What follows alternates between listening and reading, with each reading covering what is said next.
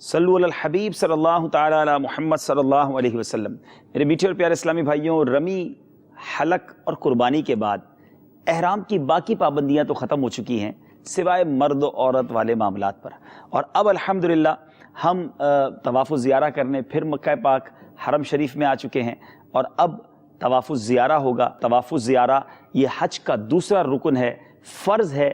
یاد رہے، اگر کسی نے طواف الزیارہ نہ کیا اس سے یہ پابندیاں کبھی ختم نہ ہوں گی، چاہے ساری زندگی طواف نہ کرے۔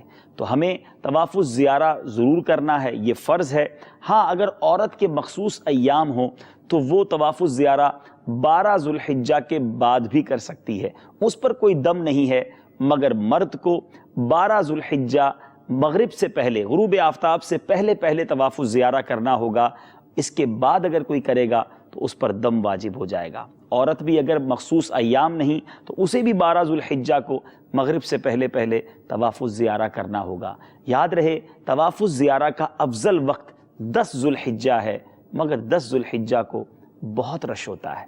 مشورہ یہ ہے کہ آپ 11 ذو الحجہ کی شام مغرب کے قریب حرم پاک میں پہنچ جائیں اور طواف الزیارہ کریں۔ حسب معمول حجر اسود کے سامنے جا کر ہم نے استلام کرنا ہے، پہلے طواف الزیارہ کی نیت کریں گے اور پھر حجر اسود کے سامنے کھڑے ہو کر اسی طرح اپنے کاندھوں تک، کانوں کے قریب ہاتھ اٹھائیں گے، بسم اللہ اللہ اکبر والصلاۃ والسلام علی رسول اللہ۔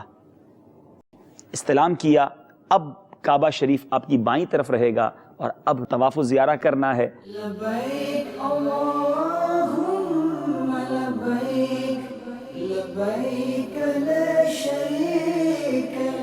یاد رہے کہ اپنی نگاہوں کی بھی حفاظت کرنی ہے اور اپنے آپ کو عورتوں کے ٹچ ہونے سے بچانا بھی ہے۔